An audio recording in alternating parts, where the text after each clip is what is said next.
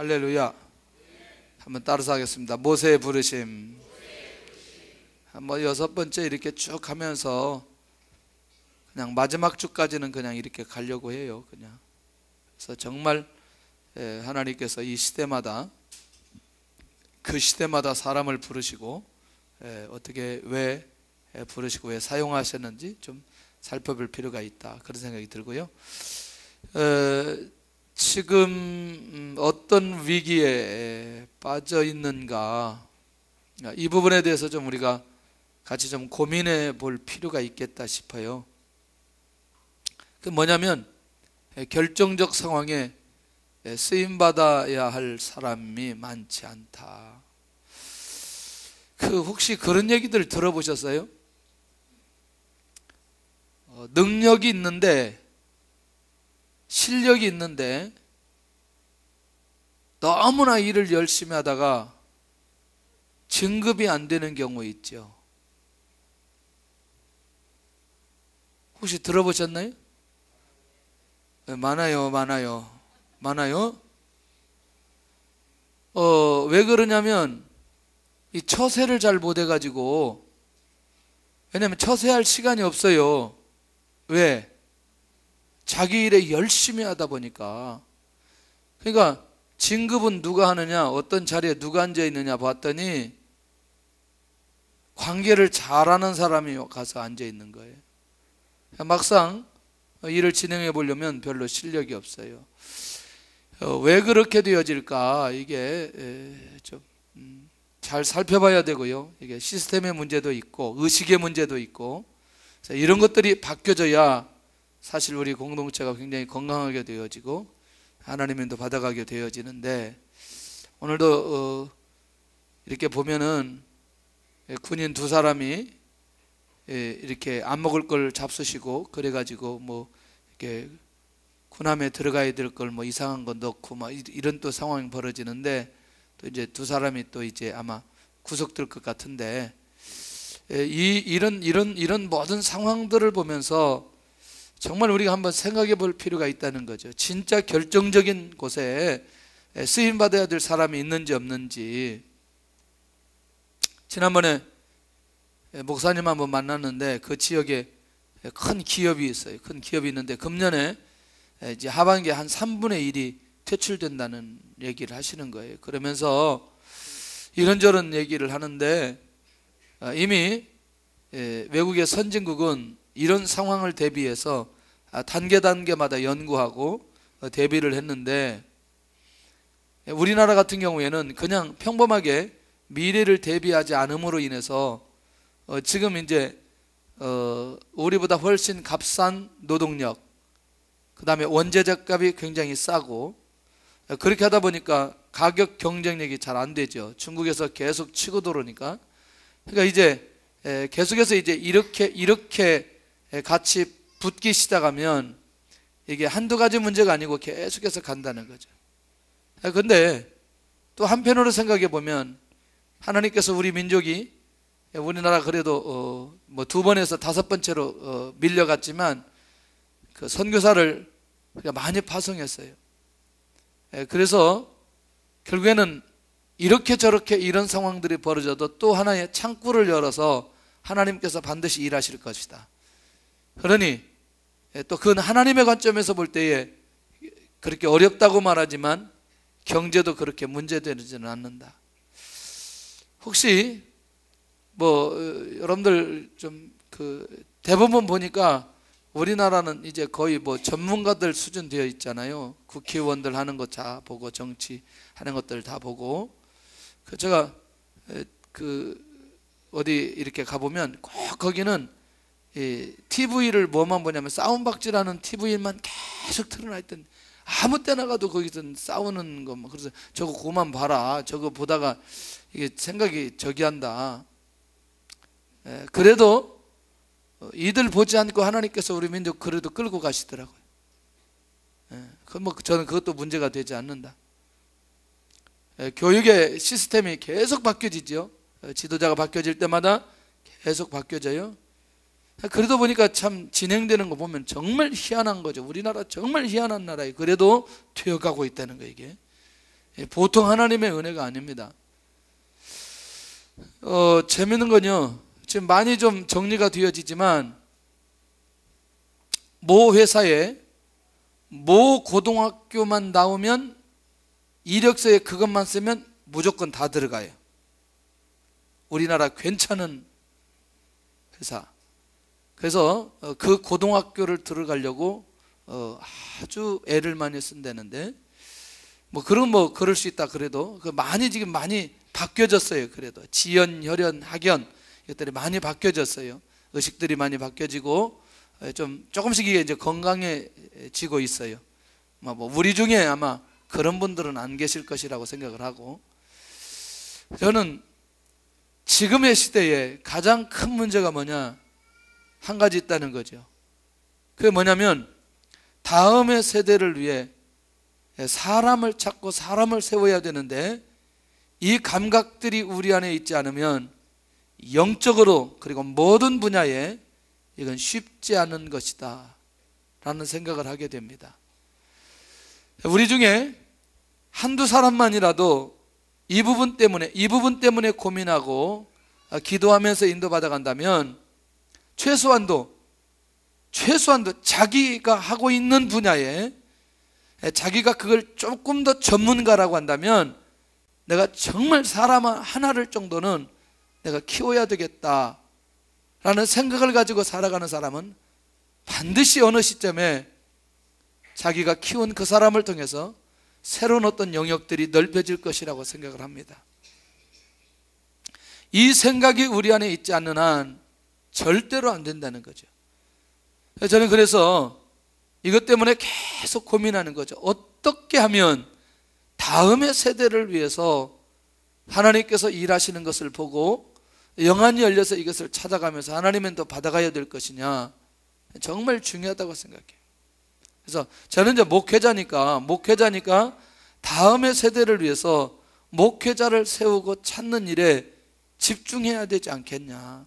그럼 우리는 각기 다른 분야가 있기 때문에 자기 분야 속에서 이 부분만 조금만 고민한다면 그게 어떻든 반드시 그 안에 하나님께서 일하시는 게 있을 거라고 저는 생각합니다. 그런 면에서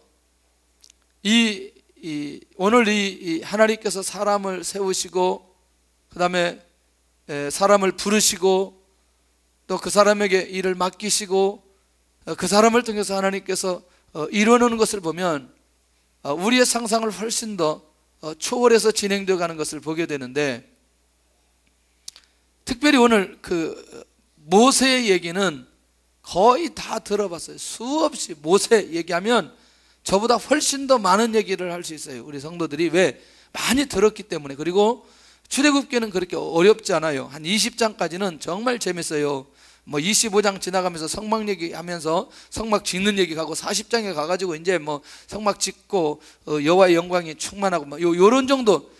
그러니까 그렇게 어렵지 않은 내용이거든요. 굉장히 10가지 재앙 있고 그 다음에 홍해 갈라지고 이런 사건들이 있기 때문에 출애굽기를 이해하는데 그렇게 어렵지 않아요.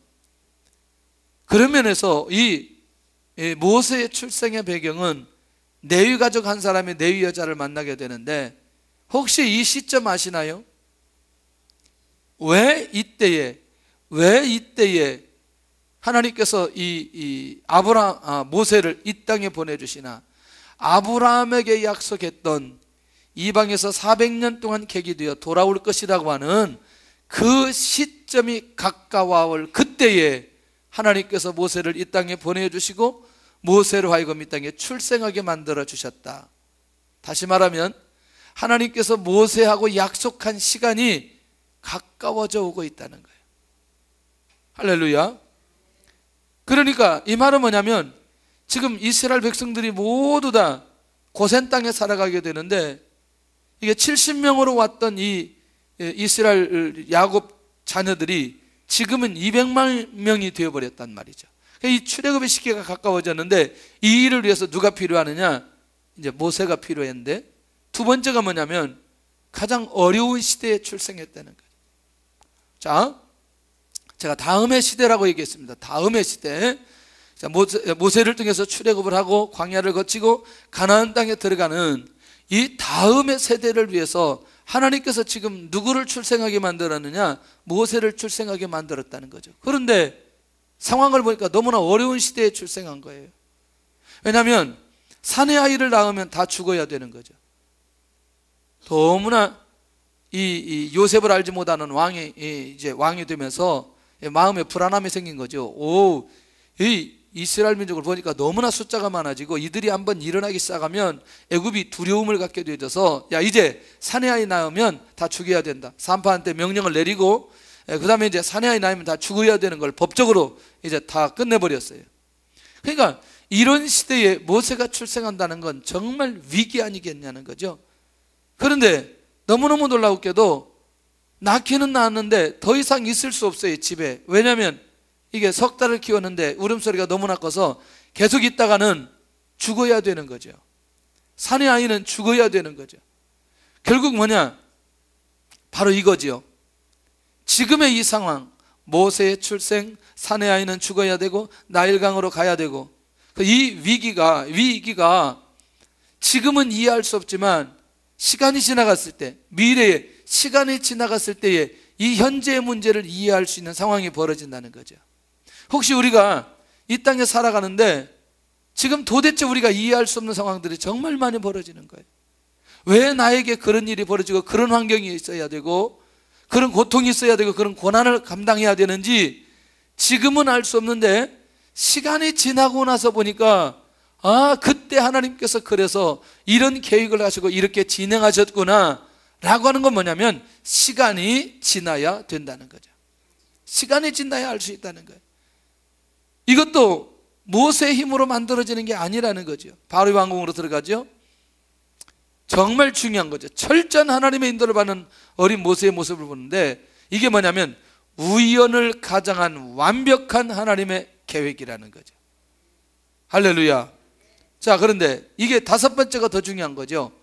아니, 어떻게 모세가 바로 공주의 눈에 띄어서 왕궁에 들어갔는데 유모는 누가 되느냐? 어머니가 되는 거죠. 어머니가. 혹시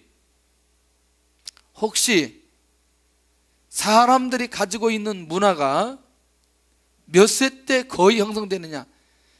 이 유대인들을 보면, 특별히 우리 자신들 보면 그 사람이 가지고 있는 정체성은 이미 날 때부터 젖될 때까지, 그 다음에 환경적 문화는 15세에서 19세까지. 이게 굉장히 무서운 얘기죠. 저 아까도 그런 얘기 했어요. 어느 날 갑자기 김치가 올라와요. 상에 딱 김치. 그래서 김치가 올라왔는데 제가 이 김치 어디서 왔냐 물어보면 100% 시골에서 온 거예요. 왜냐하면 제가 나가지고 20년 동안 그 맛에 계속 길들여져 있어요. 근데 사람들이 나보고 절대로 단 것을 먹으면 안 된다고 수없이 얘기하지만 나는 단 것만 먹으면 기분이 좋은 걸 어떻게 하냐. 이게 20년 동안 내 맛에 대한 문화예요. 내 맛에 대한 문화. 그러니까 시골에서 음식이 있다고 하면 정확하게 제가 알아맞추는 거예요. 여러분들, 하나님께서 모세를 다시 불러서 새로운 지도자로 인도받아가는 데 있어서 이미 모세는 어디에서? 왕궁에서 몇 년을 살았죠? 40년을 살았습니다. 그런데 20년이면 보편적으로 가지고 있는 사람들의 문화가 형성되는데 그것도 20년을 더해서 40년을 왕궁에 살았다는 얘기예요. 그러면 이미 내가 누구라는 사실을, 히브리인이라는 정체성을 가지게 되어지고, 그리고 이 왕궁에서 40년 동안 왕궁의 리더십이 모세에게 있었던 걸 보게 된다는 거죠. 그러니까 이런 거죠. 히브리인이지만 이스라엘 민족이지만 실제로 모세가 가지고 있는 리더십은 어떤 리더십이다? 왕궁 리더십이다.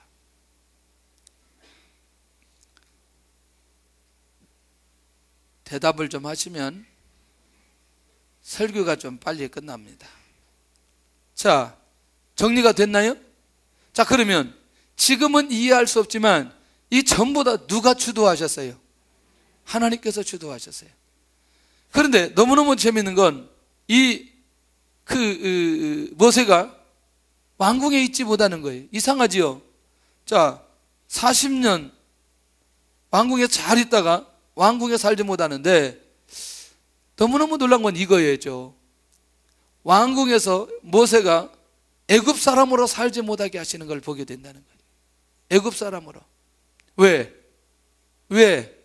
모세는 누구이기 때문에? 히브리인이기 때문에. 쉽잖아요. 모세 인생 80년이 정리를 해보면 자기가 태어나고 싶어서 태어난 것도 아니고 하나님의 계획 속에 출생해서 왕궁에서 40년, 그리고 왕궁에서 나와야 되는 이 1년의 시간들은 모세에게 있어서 쉽지 않은 시간들이었던 걸 보게 된다는 거죠. 자, 그런 면에서 볼 때에 오늘 이 모세가 또 어디로 가게 되어지느냐? 광야로 들어가게 되어집니다. 이 광야 또한 굉장히 중요한 거죠. 왜냐하면 이런 거죠. 40년 동안 살면서 내가 히브리인이기 때문에 어떻게든 우리 민족이 출애굽해야 된다는 사실을 알고 있고 이미 어머니를 통해서 수없이 교육을 받았다는 거죠. 누구죠? 어느 족속? 히브리인 중에, 그것도 레위 족속, 그 안에서 출생했던 모세였기 때문에 이 이스라엘 민족의 모든 역사를 계속해서 누구한테 얘기했어요? 누가? 모세의 어머니가 누구에게? 모세에게.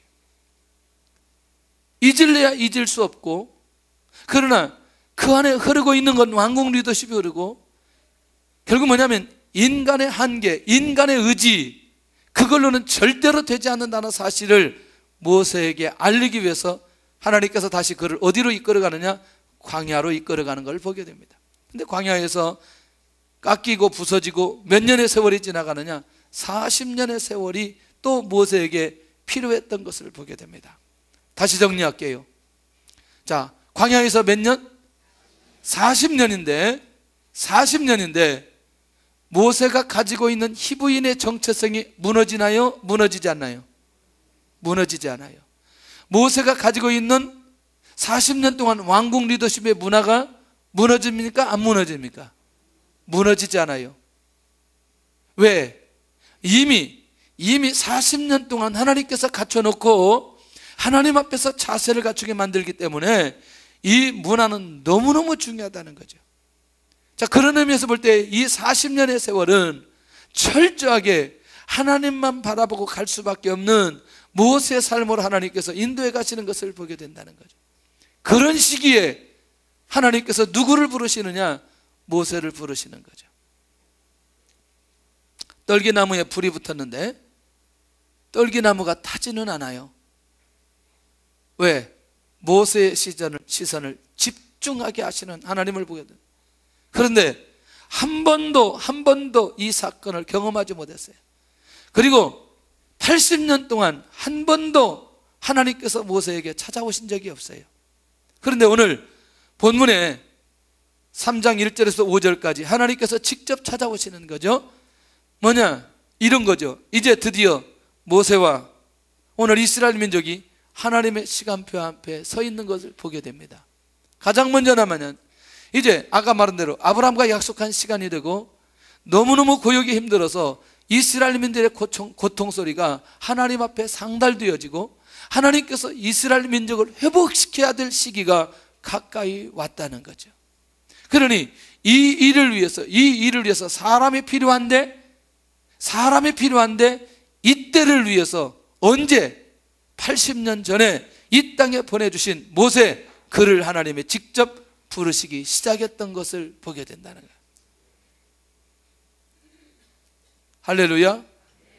그런 면에서 오늘 우리가 이제 이 모세와 이 하나님, 오늘 이 역사적인 현장, 이 호렙산에서 하나님을 만나는 이 사건은 이 시대적으로 너무너무 중요했고, 애굽, 그 다음에 이스라엘, 그 다음에 모세, 그 다음에 하나님의 계획, 가나안의 언약, 이 모든 것들이 이루어가야 되는 아주 결정적 시점에 이 출애굽기 5장이 너무너무 중요했다는 거예요.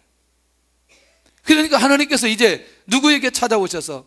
모세에게 찾아오셔서 결국 이제 하나님의 비전을 모세에게 얘기해야 되고, 지금 80년 동안 모세를 준비시켰던 하나님의 계획이 무엇인가를 이제는 모세에게 알려야 될 때가 왔다는 거예요.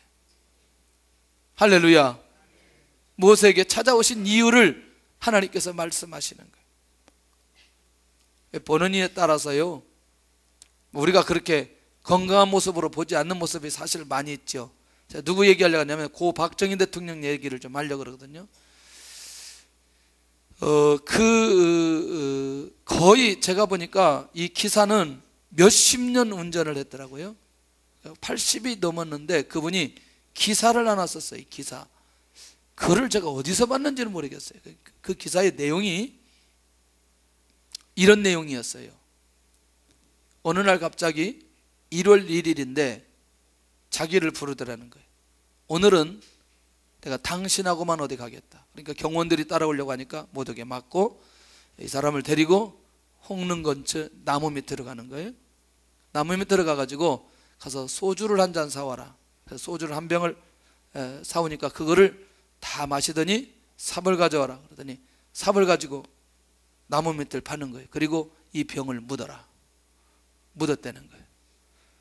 그리고 그 다음에 다시 1월 1일 날 다시 경호원들 다 물리치고 기사하고만 둘이 다시 또 그 자리에 가는 거예요. 소주병 하나 사와라. 한 병 마시고 묻어라. 묻었어요. 다시 그 다음에 이걸 몇 번 했냐면 6번을 한 거예요. 6번. 6번. 뭔가 의지가 있는 거죠. 동일한 날에 동일한 방법으로 6번을 했다는 건 뭔가 의지가 있는 거예요.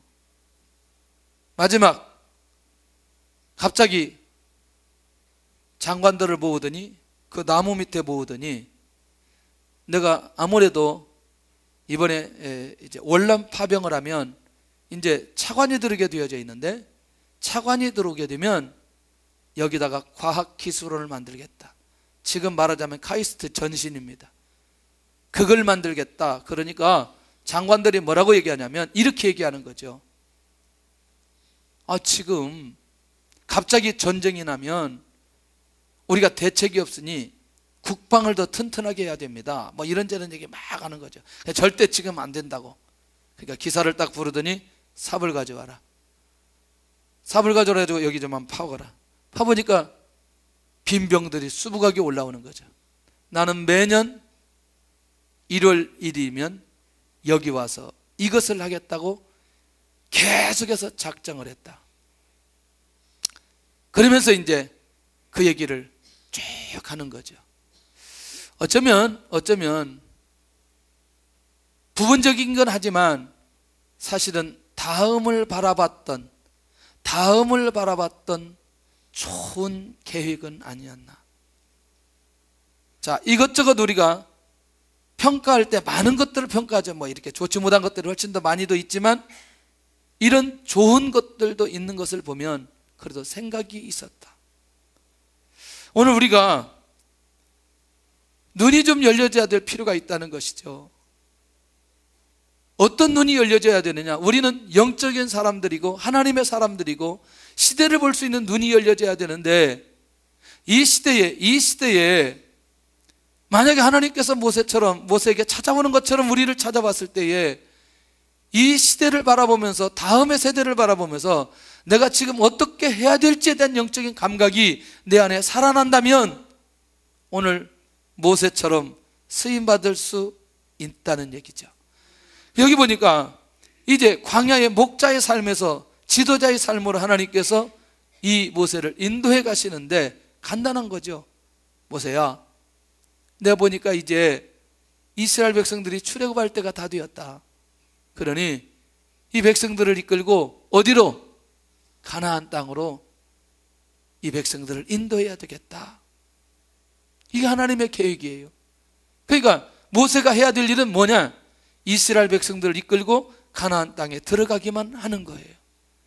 지금까지 살았던 삶하고 전혀 다른 형태로 하나님의 인도를 받아가야 될 사람이 누구냐?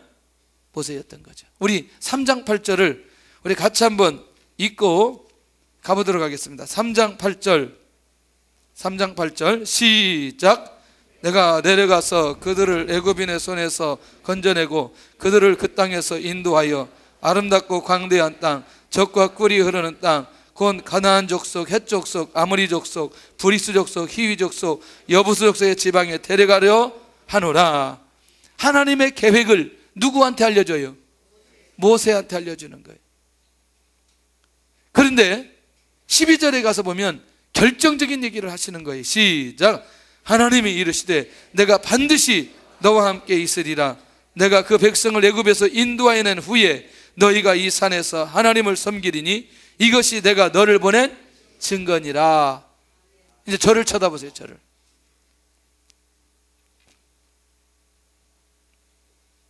(80년) 동안 하나님께서 모세와 함께 하셨나요? 다시, 지금까지 모세가 태어나서 하나님께서 호렙산에서 부르실 때까지 하나님께서 모세와 함께 하셨나요? 그런데 모세가 느꼈나요? 느끼지 못했나요?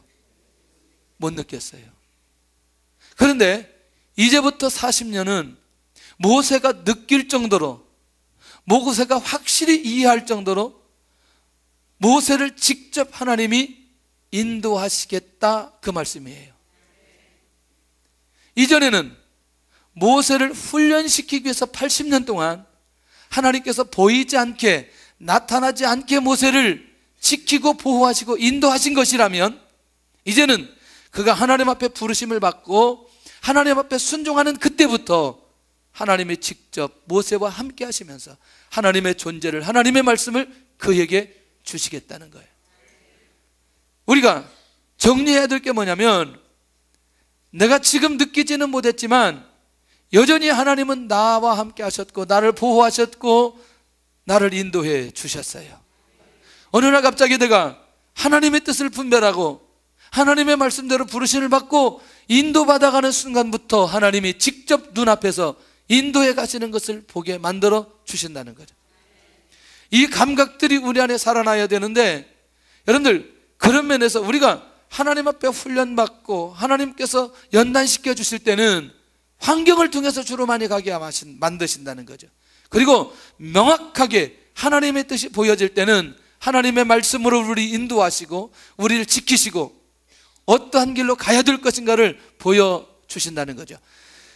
그러니 하나님의 사명을 붙들 때 함께 하시는 하나님의 약속을 꼭 기억하면서 이 모세의 삶은 이제 누가 책임지시겠다? 하나님께서 책임지시겠다는 약속을 하시고 있는 걸 보게 된다는 거예요. 아직도 내가 하나님의 함께 하심을 느끼지 못한다. 하나님의 함께 하시고 있어요. 할렐루야. 역사하고 있습니다. 보호하고 있어요. 내가 느끼지 못할 뿐이지. 그런데 이제는 하나님께서 말씀으로 우리를 명확하게 인도해 가시는 그런 하나님을 만날 수 있기를 바랍니다. 할렐루야. 80년 만에 처음으로 찾아오신 하나님의 은혜. 모세가 생각할 때 80년은 앞이 보이지 않았던 80년의 세월이었어요. 그리고 자기 자신의 정체성을 잃어버릴 수 있는 80년의 세월이었어요. 왜? 자기가 그렇게 히브리인의 정체성을 잃어버리지 않고 그 왕궁 속에서도 그걸 놓치지 않고 살았는데, 아니 자기가 광야에 또 40년을 또 살아가면서 충분히 잃어버릴 수 있었던 모세였지만 하나님은 절대로 모세를 잊어버리지 않았다는 거죠. 처음으로 찾아오셨지만 하나님은 계속해서 계셨다. 그러나 이제는 모세의 눈앞에 명확하게 하나님이 누구인지를 보여주고 있다는 거죠. 이렇게 하나님이 찾아오셔서 하나님께서 모세를 불러주시는, 하나님이 불러주셨는데 모세에 대한 자세가 기가 막힌 거예요. 하나님, 나는 말을 잘 못합니다. 이게 말이 되는 얘기가 아니잖아요. 지금 이스라엘 백성을 이끌고 가나안 땅에 들어가야 엄청난 하나님의 계획이 있는데, 정작 모세는 하나님, 제가 말을 잘 못하거든요. 그러니까 하나님이 이제 드디어 한 말씀 하시는 거죠. 누가 사람의 입을 지었느냐? 그 말이에요. 그러면 조금 더 깊게 갈까요? 누가 너를 이 땅에 보낸 줄 아니? 누가 너를 80년 동안 보호해 주신 줄 아니? 이 민족을 누가 이렇게 이민족 만들어 주신 줄 아니? 그 얘기예요. 누가 사람의 입을 지었느냐? 누가 지었다? 내가 지었다. 하나님이 지었다. 이 사실을 깨닫고 눈이 열리면 더 이상 모세가 고민할 이유가 없다는 얘기예요. 오늘 우리가 하나님 앞에 이런 부르심을 받고 하나님께서 우리에게 어떤 것들을 허락하여 주셨을 때에 우리도 모르게 나는 말을 잘 하지 못한다고 말하지만 누가 사람의 입을 지었느냐? 이건 정말 중요한 거예요. 사람들이요, 저보고 찬양을 조금 한다는 거예요. 초등학교 때 성경학교 하면 이제 반에서 나가야 되잖아요. 반에서 나가면 나는 퀴즈 대회는 자신 있는데 이 찬양 대회는 자신이 없어. 그랬는데 이제 막 떠밀려 가가지고 나가는 거예요. 나가면 음정 박자 안 맞고 막 찬양을 한 대회를 하는데 심사위원 집사님들이 막 웃는 거예요. 안 웃어야 되잖아요. 그게 마음이 위축되는 거예요. 나는 절대로 이제 찬양 안 한다. 아니 악보가 안 보이는데, 그 초등학생이 악보가 안 보이는데 무슨 뭐 찬양을 제대로 하겠어요. 더더군다나 결정적인 건 뭐냐면 고등학교 때 교회 성가대 하다가 베이스 악보 못 봐가지고 그 선배한테 완전히 박살나고 더 위축되는 거죠. 그런데 제가 고등학교 때 그 다른 학교하고 합창 그때 막 대회하고 그럴 때 합창단으로 당당히 들어갔어요. 내가 악보는 못 보지만 내가 듣고 하는 거는 할 수 있잖아요. 근데 악보를 잘 보는 것처럼 항상 하는 거예요. 그리고 절대 음감 있는 친구 옆에 딱 서는 거예요. 이 소리, 이 친구가 크게 하지 않으면 내가 못 하는 거예요. 그러니까 이 친구가 크게 해야 내가 따라서 같이 하는 거예요. 악보는 정말 잘 보는 거죠. 그런데 소리는 이쪽 소리 듣고 하는 거예요. 야, 이게 쉽지 않았어요. 왜냐하면 이걸 표시 안 내고 계속 이걸 듣고 소리 내고 듣고 소리 내기 쉽지 않는 거예요, 이게. 근데 시간이 지나가면서 계속 노력하니까 약간 되더라고요. 약간. 충분히 아마 더 그쪽으로 갔으면 좀 더 괜찮았을 텐데 뭐 이제 그렇지 않았는데, 제가 지나가면서 생각하는 게 우리도 모르게 현재 자기가 가지고 있는 그 선에서 하나님께서 우리에게 무엇을 맡기거나 어떤 것을 맡길 때 그 선에서 판단하고 생각하는 경우들이 정말 많이 있다는 거예요. 맞나요, 이 말? 예. 근데 더 놀라운 거죠. 가보면 또 얘기하죠. 자신은 입이 뻣뻣하고 혀가 둔하다고 말하는데 하나님 뭐냐면 내가 내 입과 함께 있어서 할 말을 가르치리라, 이 말하는 거예요. 그러니까 모세야, 너는 뭐만 빌려줄래? 너의 뭐만 빌려줘라? 입만 빌려달라, 그 얘기거든요. 하나님께서 다 말씀하시겠다는 얘기거든요. 우리는 이 하나님께서 사람을 사용하시고 쓰시는 이 논리, 이 하나님의 계획, 이 비밀을 이해하지 못하니까 마치 우리 모두가 모세가 자기 스스로 모든 일을 해야 될 것처럼 생각하는 경우들이 너무나 많이 있다는 거예요. 맞나요, 이 말? 그러니 모세도 그렇고 우리도 그렇고 이것을 내려놓는 순간에 하나님께서 우리를 부르시고 하나님께서 무엇을 맡겼을 때에 그것을 감당할 수 있는 힘이 생기게 되어지는 것을 보게 되더라는 거예요. 근데요, 여러분들 그거 아세요? 사람 앞에 서면 두렵고 떨리는 마음 있죠, 우리도? 전혀 없나요? 여러분들 지금 무작위로 여기 나오셔가지고 그냥 성경 봉독을 10절만 하라 그래도 이게 사역자들도 이게 심장이 벌렁거린다니까. 이게 저도요, 이 대중들 앞에 서기만 하면 얼마나 막 떨리는지. 이게 아니 지금이 아니지만 지금 얘기하는 게 아니잖아요. 저렇게 또 20대 초반에 뭐 기도만 누가 시켜도 어디가 설교하기 직전에 얼마나 떨리는지 몰라. 이게 차라리 설교할 때는 괜찮은데 하기 직전에, 제가요 여러분들 굉장히 소심한 사람이에요. 바뀌어진 거라니까. 이게 바뀌어진 거라니까. 이게 쉽지 않았다니까. 이걸 극복하는 게. 근데 물론 하나님께서 시간이 지나가면서 그걸 바꿔주시더라고요. 마음속에 이런 것들을, 왜? 하나님의 일들을 진행해야 되는데 계속 그러면 안 되잖아요. 혹시 여러분들 주한 장로교회 나겸일 목사님 아세요? 혹시 그분 설교 들어보셨나요, 여러분들? 들어보신 손 한번 들어보세요. 발음이 어때요? 발음이 제대로 안 돼요. 근데 이분이 300명 교회일 때 이분이 부임해 가셨거든요. 근데 그 본인이 간증을 하는데, 설교를 하면 이렇게 잘 알아듣지 못하는 거예요. 잘 알아듣지 못하는 거예요. 근데 하나님께서 그분을 사용하시는데 일반적으로 사용하지 않잖아요. 확실하게 사용하면서 대교회가 되어졌는데, 그때 그 심정, 그런 마음들을 계속해서 그때 얘기하는데, 이제 영락기도원에 가서 있는데 그분이 오셔서 이제 자기 목회적 간증을 하는데, 그분 굉장히 마음에 와닿더라는 거죠.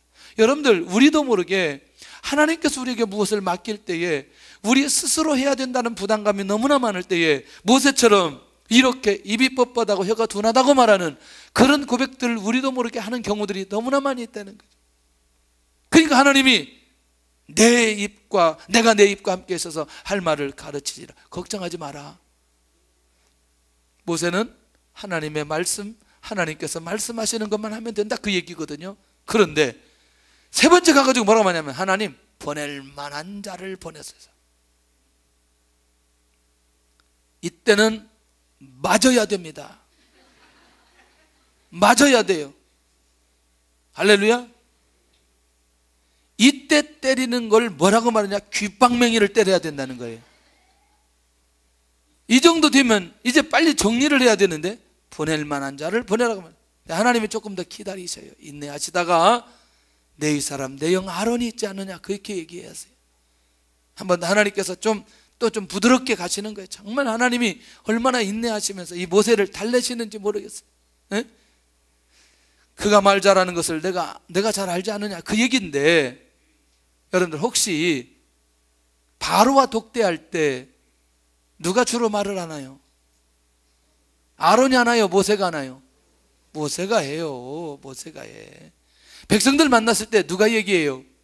모세가 얘기 안 되니까. 다시 말하면 지금 모세의 마음을 너무너무 잘 아시는 거예요, 하나님께서.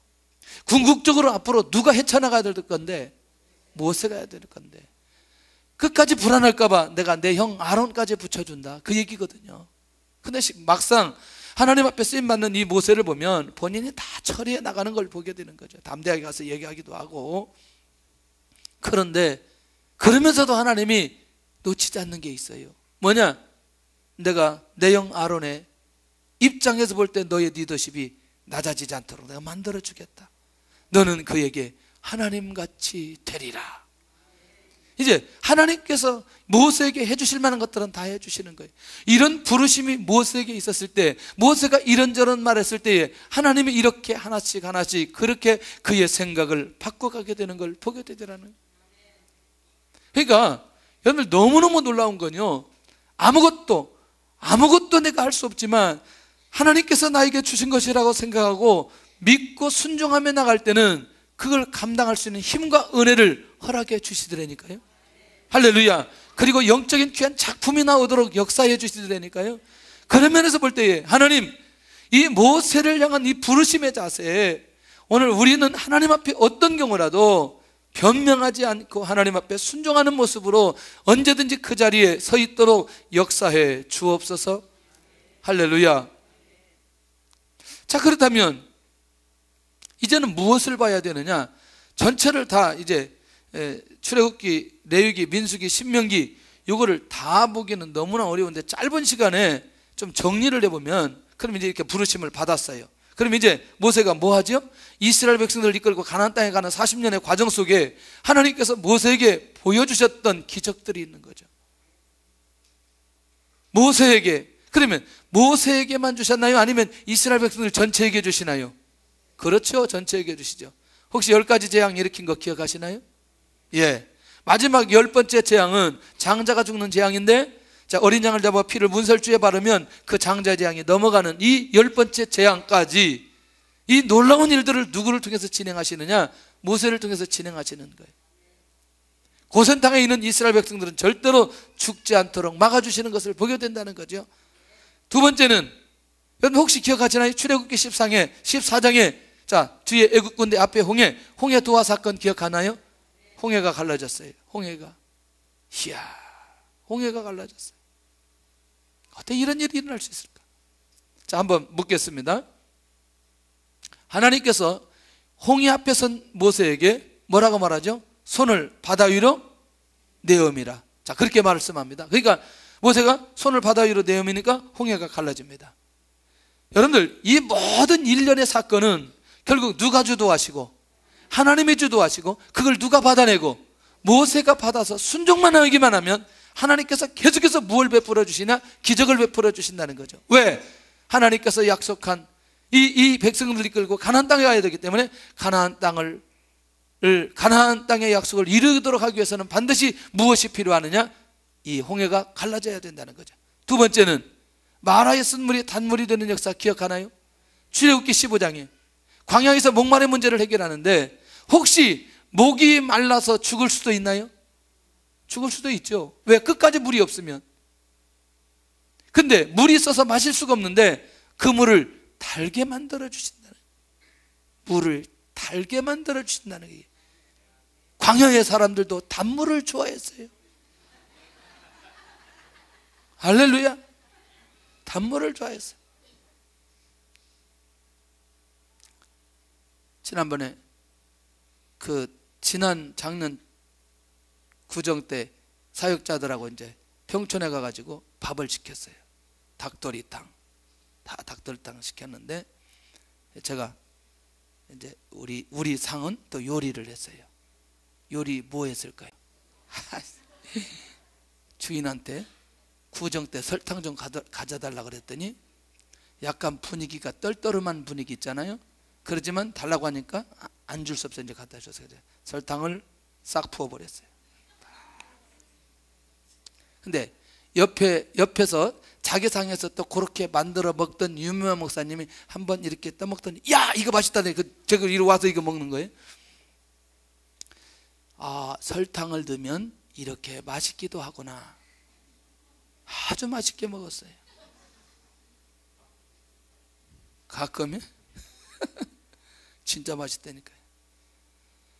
네 번째는 출애굽기 16장에 가서 보면 만나와 메추라기 사건 기억하시죠? 그런데 이게 한 번 내리고 끝난 게 아니라 어디까지 가나안 땅 들어갈 때까지 먹게 만들어 주셨다. 여기서 끝나지 않아요. 또다시 물 때문에 어려움이 생깁니다. 민수기 20장에 가서 보면 백성의 고통이 원망으로 되어지는 거죠. 그러니까 결국에는 목이 너무너무 마르니까 그냥 목마른 정도를 지나쳐서 모세에 대한 원망, 하나님께 대한 원망까지 이어집니다. 이 고통으로 한 걸음도 나아갈 수 없을 때 반석에서 물을 내서 또 이들의 가지고 있는 이 목마름의 문제를, 원망의 문제를 해결해 주십니다. 근데 신명기 3장 3절에 가서 보면 이전에 이제 이런 거죠. 신명기를 여러분들 잘 아시는 대로 가나안 땅 들어가기 직전에 건너편에서 이스라엘 백성들을 모아놓고 설교 3편 했던 내용 중에 한 부분이거든요. 그러니까 과거를 회상하는 내용들이 굉장히 많아요. 그러면서 그때 바산왕 옥과의 싸움에서 어떻게 승리했는지를 얘기하는데 그때 한 사람도 남기지 않고 다 죽였다. 그때 우리가 빼앗지 않은 성읍이 있었느냐? 그 얘기를 하는 거죠. 이 전쟁에서도 하나님께서 뭐 하게 하셨다? 승리하게 하셨다. 다시 정리할게요. 광야 가나안 땅 정복하는 데 있어서 전쟁에 진 적이 있나요, 없나요? 자, 이유가 있어요. 이유가 왜 그러느냐? 이 백성들이 어디에 들어가야 되기 때문에? 가나안 땅에 들어가야 되기 때문에. 가나안 땅에 들어서 뭐 해야 되기 때문에? 가나안 땅을 정복해야 되기 때문에. 숫자가 줄어들어서는 안 되는 거죠. 이 원리들이 그때그때마다 있는 걸 보게 됩니다. 근데 여러분들 가나안 땅에 들어가서 사사시대에 전쟁하면 이스라엘 백성들이 죽어요, 안 죽어요? 죽어요. 일곱 번째, 기도를 통해서 아말렉과의 전쟁을 승리케 하시는 거 보나요? 자, 모세의 중보기도, 아론과 훌의 섬김, 그 다음에 현장에서는 누가 있어요? 여호수아가. 전쟁터에서 싸우는 것을 보게 되더라는 거예요. 자, 이 전쟁도 승리하게 하셨어요. 그러니까 하나님께서 승리하겠다는 사실을 알도록 하기 위해서 모세가 손이 올라가면 이기고 손이 내리면 지는 이런 상황을 보여주면서 결국에는 하나님께서 역사에서 이 전쟁에 승리했다는 사실을 보여줍니다. 정리한다면 자, 혹 그것이 이스라엘 민족이, 모세가 이스라엘 민족을 이끌고 가는 일에 있어서 환경적 어려움이 있다, 사람의 어려움이 있다, 아니면 음식물의 어려움이 있다, 이 모든 것들을 무엇으로 바꾸어서, 기적으로 바꾸어서 하나님께서 모세의 리더십을 세워가는 것을 보게 되더라는 거예요. 놓치지 않기를 바랍니다. 자, 그렇다면 하나님께서 모세를 통해서 주신 것들이 뭐냐? 빨리 가겠습니다. 십계명과 두 돌비를 주셨어요. 우리가 잘 아는 대로 하나님과 사람에 관한 법이나요? 맞지요? 그런데 가장 먼저 이스라엘 백성들이 지금 어디를 걷고 있어요? 어디를?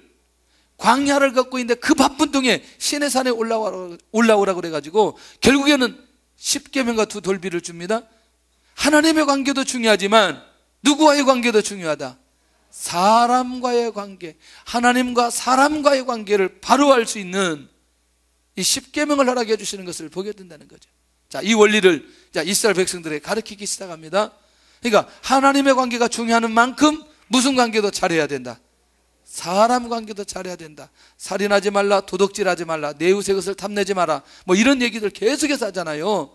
간음하지 말라, 이런 내용들을. 이게 전부 다 사람과의 관계.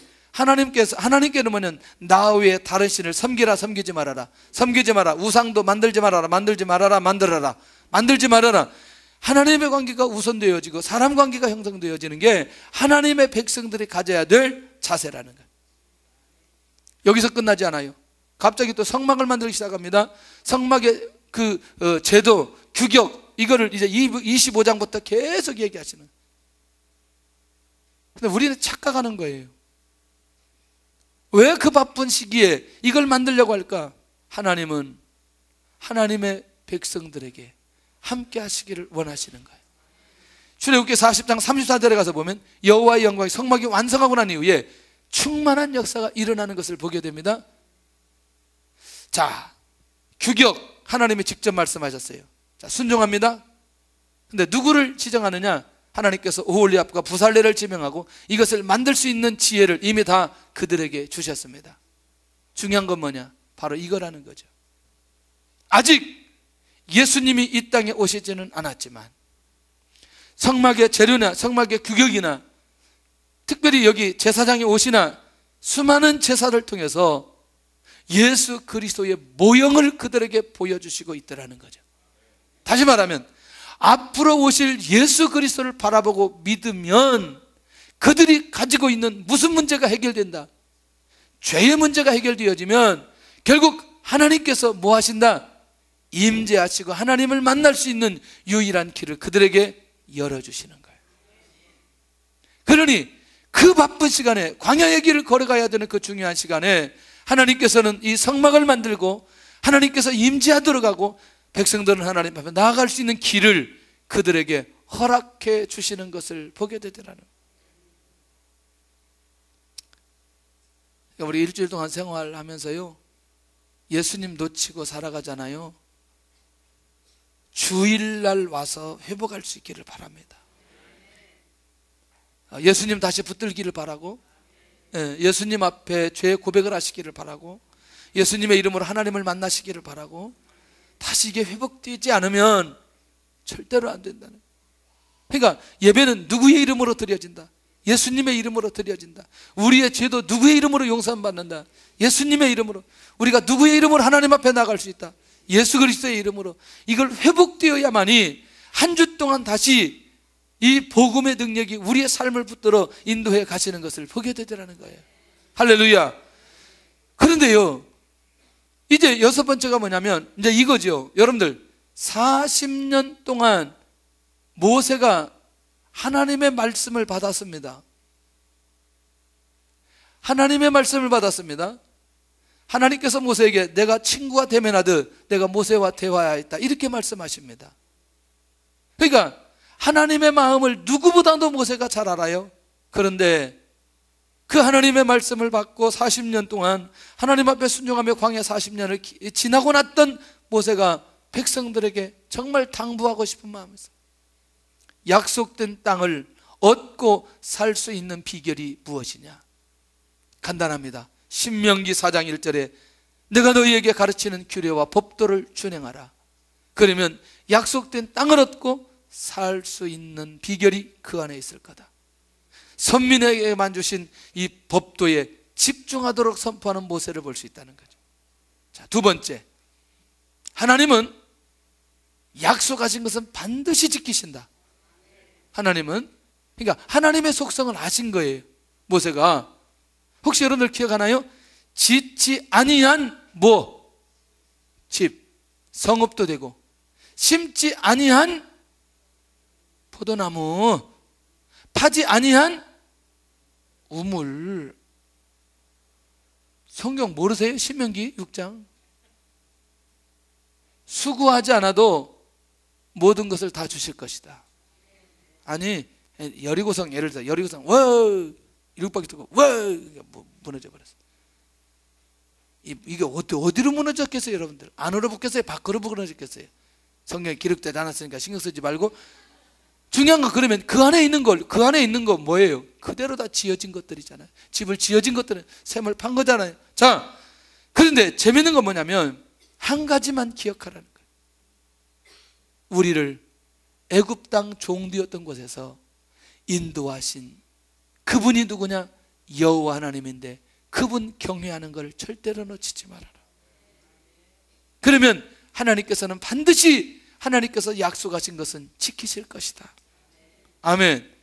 우리 마음속에 하나님을 경외하는 마음이 우리 안에 사라지는 순간부터 하나님께서 우리에게 약속한 그것들이 우리 삶 속에 지켜져서 우리가 누리고 받아야 되는데 이걸 놓칠 수 있는 상황들이 많이 있을 수 있다는 얘기죠. 그러니 약속하신 것을 받아내는 비밀이 하나 있다면 여호와를 경외하는 것이다. 이렇게 다음의 세대를 위해서 하나님께서 한 지도자를 세워놓고 하나님의 인도를 받아가니까 후대에 이런 엄청난 말씀을 남겨주는 이 기적 같은 일들이 일어나고 있는 것을 보게 된다는 거죠. 세 번째가 뭐냐? 광야의 길을 걷게 하신 것을 기억하라. 걷게 하신 것을. 왜? 하나님의 말씀으로 살도록 하기 위해서 주신 기회이다는 거죠. 이 말 기억하나요? 자, 떡과 고기로만 살 게 아니고 하나님의 말씀으로 살기 위해서 주신 기회이다. 그러니 광야의 길을 걷게 하신 것을 기억하라. 그 말이 뭐냐면 한 번도 광야의 길을 걷는데 문제가 된 적이 있냐는 거예요. 먹는 거, 입는 거, 마시는 거, 씻는 거. 다른 건 좀 괜찮겠는데 무슨 옷 공장이 있는 것도 아닌데 200만이 옷이 헤어지지 않았다고 얘기하시는. 그러니까 이게 문제가 되지 않았다는 거죠. 그러니까 광야의 길을 걷게 하신 건 광야의 길을 걷게 하시면서 기본적인 삶의 문제는 하나님이 해결하셨다. 그런데 그 광야를 주신 것은 하나님의 말씀대로 사느냐 안 되느냐? 하나님의 말씀대로 살기 위한 거다. 네 번째, 세계 모든 민족 위에 뛰어나게 할 것이다. 우리 민족을. 뭐냐? 하나님의 말씀을 지켜 행하면, 하나님의 명령을 지켜 행하면 결국 이 말씀을 청종하고 이 말씀에 순종하고 규례와 법들을 지켜 행하면 이 모든 복이 너희에게 임하는데, 임하는 복이 뭐냐? 세계 모든 민족 위에 뛰어나게 하실 것이다. 할렐루야. 보통 중요한 게 아니죠. 죄송하지만 우리나라가 그렇게 자원이 많지 않아요. 그렇죠? 그런데도 이렇게 우리나라가 살 수 있는 건 하나님의 은혜입니다. 하나님의 은혜예요. 갈수록 더 여러분들 경험하시겠지만 외국에 나가보면요, 대한민국이라는 나라가 얼마나 좋은 나라인지 알게 되죠. 제가 잠깐 이제 지금은 뭐 이제 한국에 산 지 시간이 많이 돼서 뭐, 근데 외국에 와가지고 한국에 이렇게 엘리베이터를 한번 타게 되면요, 이야, 우리나라가 이런 나라야. 건물을 보고 인테리어를 보면요, 정말 우리나라 사람들 뛰어난 거예요. 근데 그러다가 홍콩 한번 갔는데 홍콩 갔어요. 왜 그러느냐? 거기는요, 땅이 좁으니까 너무나 높아, 이 건물이. 속도 때문에 홍콩 간 거예요. 거의 30층인데 몇 초 안에 오르락내리락 하더군요. 왜냐면 여기는 그렇게 하자면 또 안 되니까. 그거 하나 제가 놀란 거 외에는 다른 나라 가서 놀란 게 별로 없어요. 속도가 너무나 빨라. 이야, 금방 되는. 나머지는 보니까 정말 우리나라를 이렇게 해주신 것 자체가 얼마나 정말 감사한지. 가보면 안 되는 거죠. 자, 이제 이게 저는 너무너무 중요하다고 생각해요. 혹시 가데스 바네아의 사건 기억하시나요? 자, 정탐하고 나서 뭐 하죠? 불평합니다. 그리고 막 원망하고 이제 모세 죽이려고 하고 하나님께 완전히 도전하는 상황이 모세에게 주어졌고, 하나님께서 그래, 너희들 정탐한 날이 40일인데 1년 환산해서 40년 광야 길을 걷고, 우리말로 너희들 한 놈도 못 들어간다. 여호수아와 갈렙만 들어가라. 그게 모세 안에 살아났다면 다음 세대를 놓고 이렇게 축복할 수 있을까? 이 모세의 마음이 12지파를 모아놓고 정말 한 지파 한 지파를 축복하는데, 정말 이 다음 세대가 앞으로 어떤 축복을 받아야 될지 마음껏 그들을 향해서 축복하는 내용이 신명기 33장이에요. 하나님의 마음을 가지고, 혹 가데스 바네아에서 그렇게 하나님 앞에 원망하고 자기들 원망하고 그런 힘든 상황들이 있었지만 백성들을 향해서 축복하는 영적 지도자의 아름다운 모델을 보여주고 있다는 것입니다. 할렐루야. 결론입니다. 가장 어려울 때 필요한 사람은 누구인가?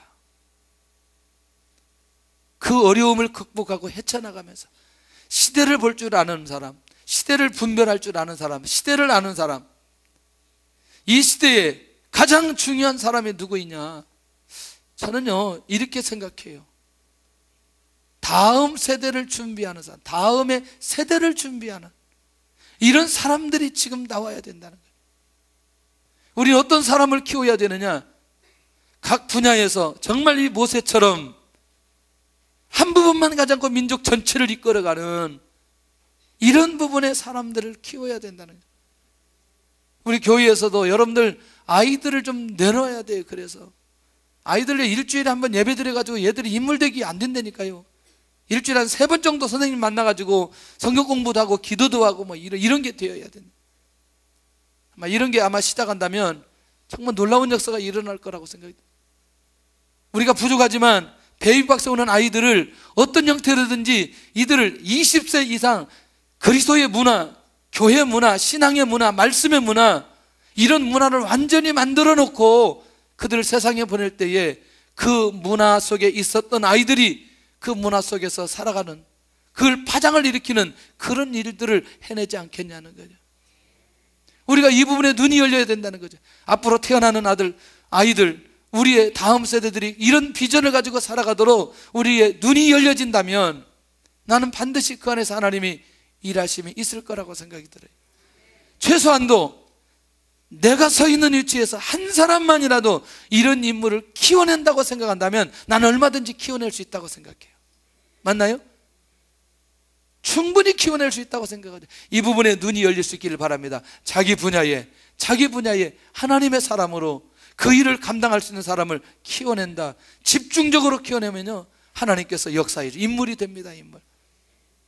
저는 목회자이기 때문에 목회자의 차원에서 이런 일들을 많이 감당해야 된다고 생각해요. 후대에 대한 나의 마음은 어떠한가? 정말 축복하고 싶은 마음이 내 안에 있는지 마음껏 모세처럼 축복하는 그런 마음이 있으면 좋겠습니다. 이 일에 하나님께서 우리를 불러주셨다면, 이 일에 하나님께서 우리에게 사명을 주셨다면 같이 함께 감당해야 되지 않겠나? 찬양하면서 우리 예물 드리는 시간을 갖겠습니다.